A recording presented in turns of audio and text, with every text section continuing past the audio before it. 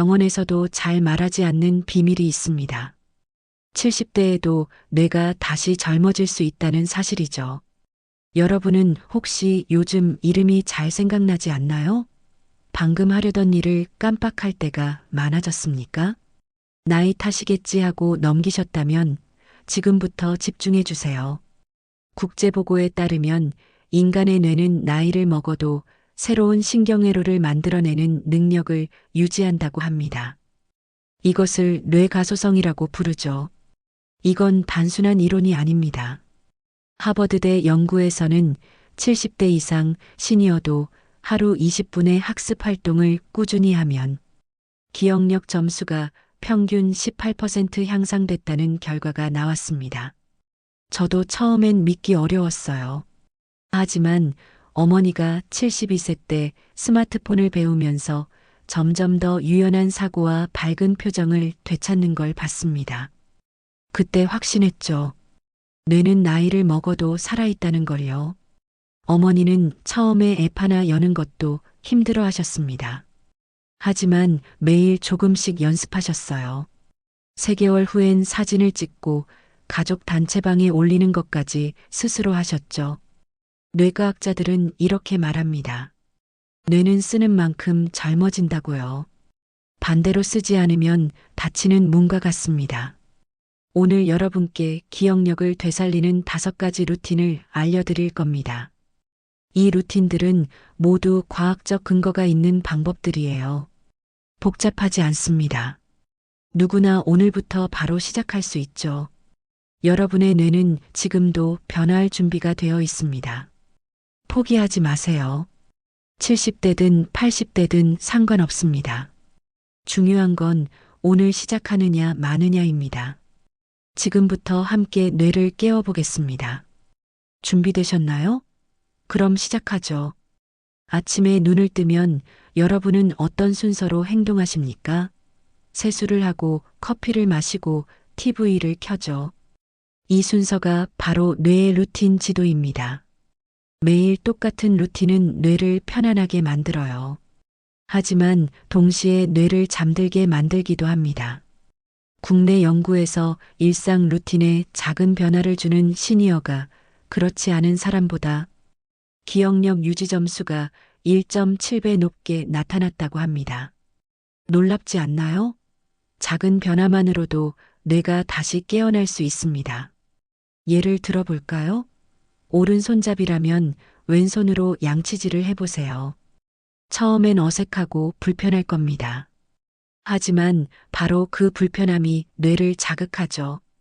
매일 같은 길 대신 다른 골목으로 산책해 보세요.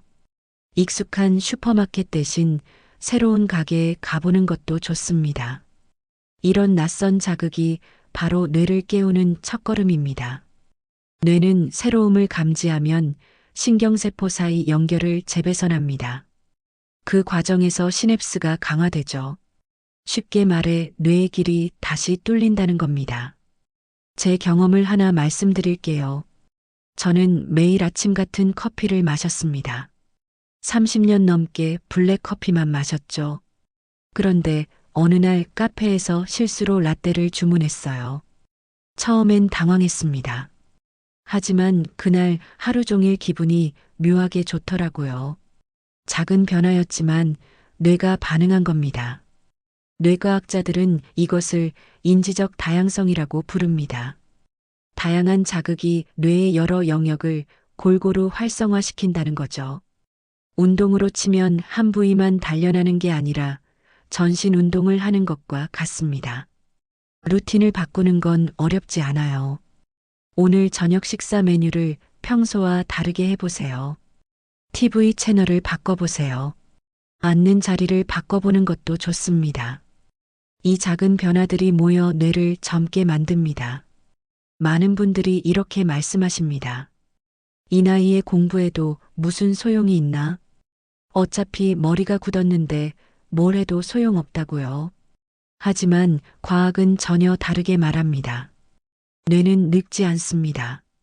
단지 쓰지 않을 뿐이죠. 국제신경학 보고에 따르면 노년층의 언어 학습은 단순 기억이 아니라 전두엽 활성을 높이는 뇌운동으로 작용한다고 합니다. 새 단어를 외우는 게 아니라 생각하는 힘을 유지하는 거예요. 이게 핵심입니다. 독일의 한 연구에서는 65세 이후 새 언어를 배운 그룹이 2년 후 인지저하 비율이 30% 낮았다고 합니다. 영어든 중국어든 심지어 수화든 상관없었어요. 중요한 건 새로운 걸 배우려는 노력 그 자체였습니다. 저희 어머니 친구분 중에 75세에 피아노를 시작하신 분이 계세요. 처음엔 주변에서 말렸습니다. 그 나이에 무슨 피아노냐고요. 하지만 그분은 개의치 않으셨죠. 매일 30분씩 연습하셨어요. 1년 후 그분은 간단한 동요를 칠 수 있게 되셨습니다. 놀라운 건 그 다음이었습니다. 그분의 기억력이 눈에 띄게 좋아진 거예요.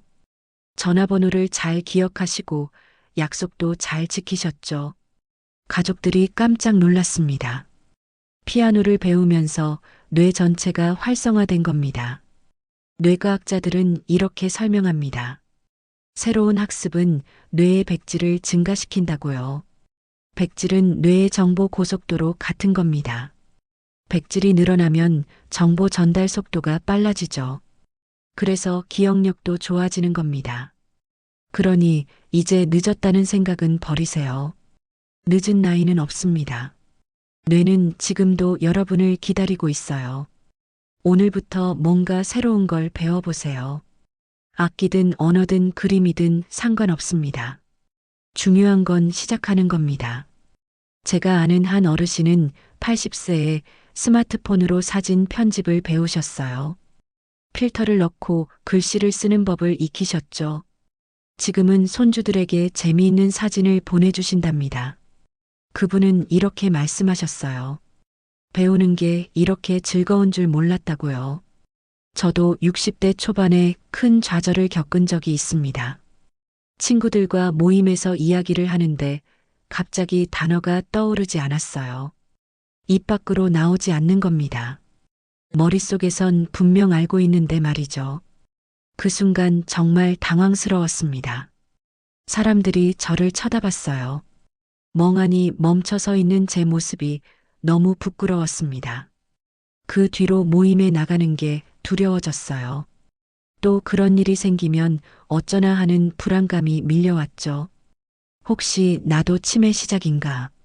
이런 생각이 머릿속을 떠나지 않았습니다. 밤에 잠도 잘 오지 않았어요. 병원에 가야 하나 말아야 하나 며칠을 고민했죠.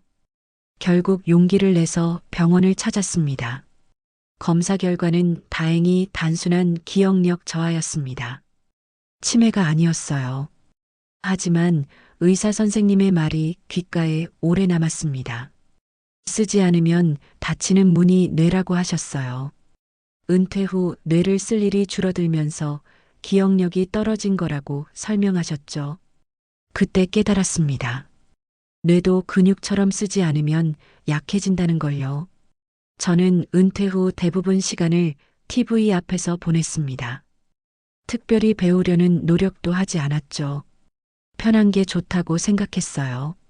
하지만 그게 독이 된 겁니다. 의사 선생님은 하루 30분씩 글쓰기와 숫자, 퍼즐을 권하셨습니다. 처음엔 정말 고통스러웠어요.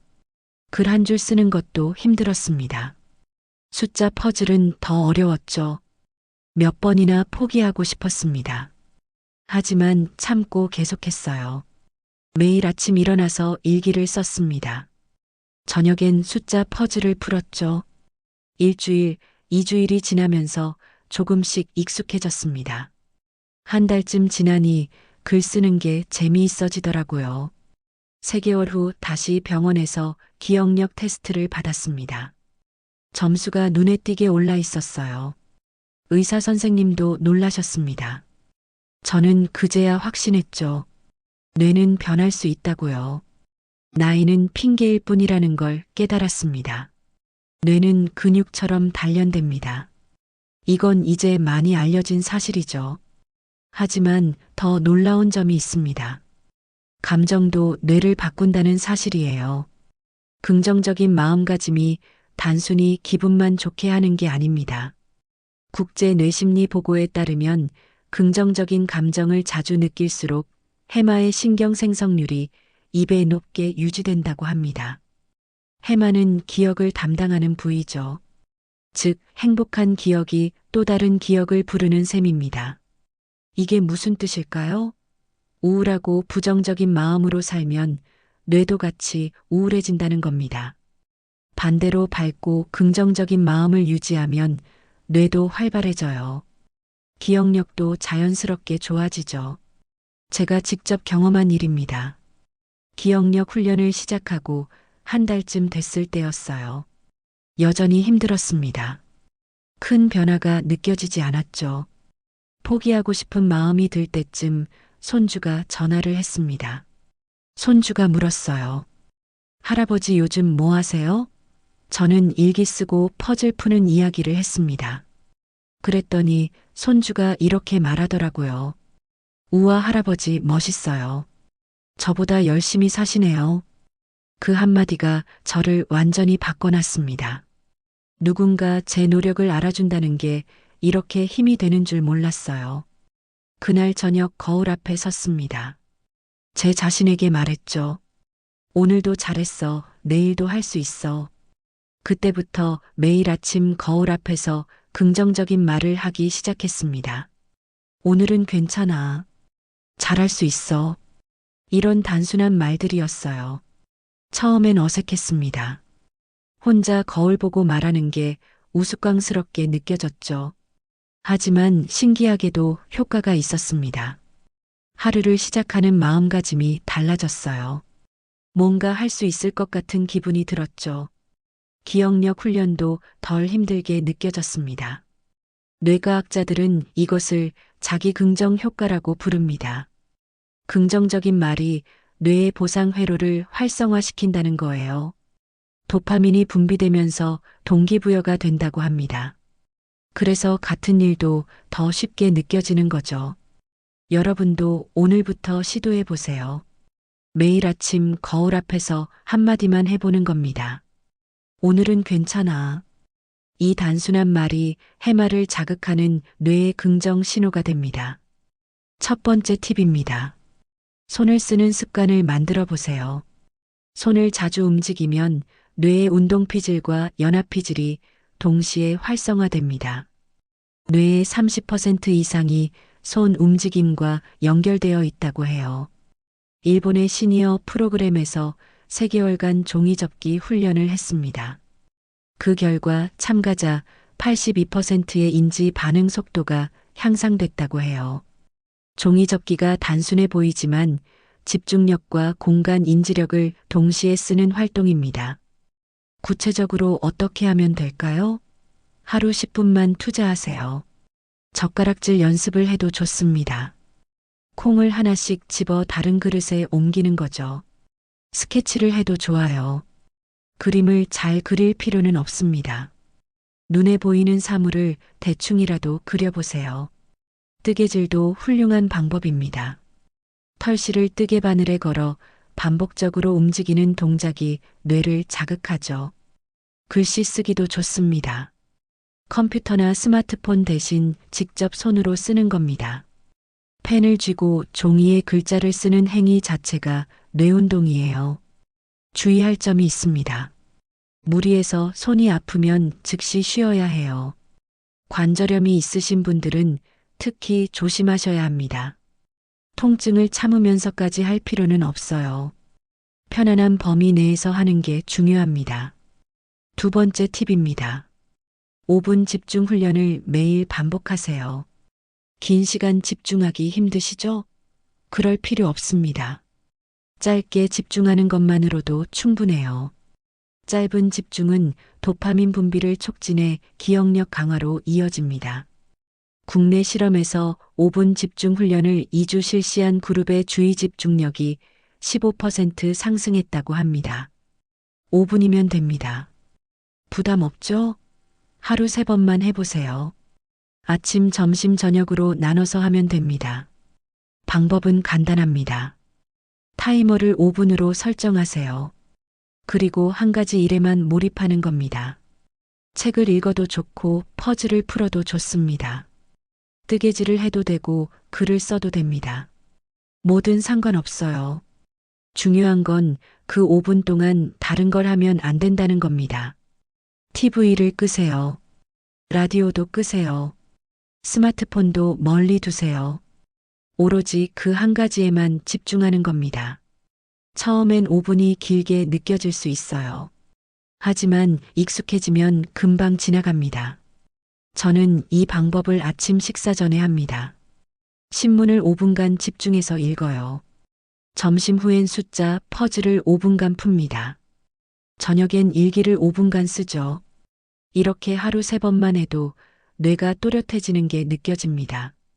세 번째 팁입니다. 새로운 경험을 계획하세요.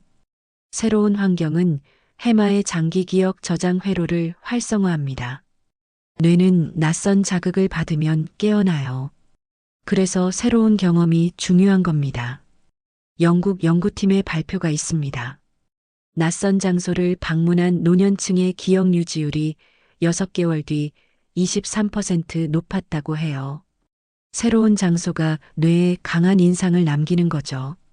그 기억이 다른 기억들도 함께 강화시킵니다. 어떻게 실천할 수 있을까요? 매주 한 번 처음 가보는 카페나 공원을 방문해 보세요. 멀리 갈 필요 없습니다. 동네에서 지나치기만 했던 곳을 들어가 보는 거예요. 새로운 길로 산책해도 좋습니다. 도서관에 가본 적 없으시다면 도서관에 가보세요. 마트 대신 재래시장에 가보는 것도 좋습니다. 버스를 타고 종점까지 가봐도 재미있어요. 어디든 처음 가는 곳이면 뇌에 자극이 됩니다. 혼자 가는 것도 좋지만 친구와 함께 가면 더 좋습니다. 감정 자극이 더 크기 때문이에요. 새로운 경험을 누군가와 나누면 기억이 더 강하게 남습니다. 대화를 나누면서 그 경험이 더 의미 있게 저장되는 거죠. 저는 지난달 손주와 함께 박물관에 다녀왔습니다. 박물관은 학창 시절 이후 처음이었어요. 손주가 이것저것 설명해 주더라고요. 덕분에 정말 즐거운 시간을 보냈습니다. 그날 경험이 아직도 생생하게 기억나요. 네 번째 팁입니다. 뇌에 좋은 대화를 늘려보세요. 대화는 언어 영역과 감정 영역 그리고 기억 영역을 동시에 활성화합니다. 특히 얼굴을 마주보고 하는 대화가 효과적이에요. 미국 노년 연구소의 보고가 있습니다. 사회적 교류가 활발한 시니어가 그렇지 않은 이보다 치매 위험이 2.3배 낮다고 합니다. 대화가 단순히 즐거움만 주는 게 아니에요. 뇌 건강을 지키는 강력한 도구입니다. 하루 10분이라도 괜찮습니다. 가족이나 이웃과 근황을 나눠보세요. 오늘 뭐 했는지, 점심은 뭘 먹었는지, 이런 소소한 이야기면 충분해요. 거창한 주제일 필요 없습니다. 주의할 점이 있습니다. 논쟁보다는 공감 위주로 대화하세요. 서로 다른 의견을 존중하는 겁니다. 누가 옳고 그른지 따지다 보면 스트레스만 쌓여요. 스트레스는 오히려 뇌에 독이 됩니다. 저는 매일 아침 아파트 경로당에 들릅니다. 거기서 이웃 어르신들과 차 한 잔 마시며 이야기를 나눠요. 별것 아닌 이야기지만 그게 참 좋더라고요. 웃을 일도 많고 새로운 정보도 얻습니다. 전화 통화도 좋습니다. 오랜만에 옛 친구에게 전화해 보세요. 안부를 묻고 근황을 나누는 것만으로도 뇌가 활성화됩니다. 목소리를 듣는 것만으로도 감정이 전달되니까요. 5번째 팁입니다. 기억 일기를 써보세요. 글쓰기는 기억의 인출 회로를 강화합니다. 저장된 정보를 되살리는 거죠. 머릿속에 있는 기억을 꺼내 글로 쓰는 과정이 뇌를 자극해요. 캐나다 시니어 그룹의 기억일기 프로그램이 있습니다. 참여자들이 6개월 후 단어 회상률이 1.8배 향상됐다고 해요. 매일 조금씩 쓰는 것만으로도 이런 효과가 나타난 겁니다. 방법은 정말 간단합니다. 매일 밤 3줄씩만 쓰세요. 오늘 있었던 일을 기록하는 겁니다. 아침에 뭘 먹었는지, 누구를 만났는지, 어떤 생각을 했는지 뭐든 좋아요. 떠오르는 대로 적으면 됩니다. 완벽하게 쓰려고 하지 마세요. 문장이 어색해도 괜찮습니다. 맞춤법이 틀려도 상관없어요. 중요한 건 매일 쓰는 거예요. 꾸준함이 핵심입니다. 하루 빠지면 다음날 다시 시작하면 됩니다. 저는 작은 공책을 항상 침대 옆에 둡니다. 자기 전에 그날 있었던 일을 3줄 적어요. 때로는 5줄이 되기도 하고 1줄만 쓸 때도 있습니다. 그래도 매일 쓰려고 노력하죠. 이제는 습관이 됐어요. 신기한 건 일기를 쓰다 보면 잊었던 기억이 되살아난다는 겁니다. 오늘 점심 메뉴를 쓰려고 하면 누구랑 먹었는지, 무슨 이야기를 했는지 자연스럽게 떠올라요.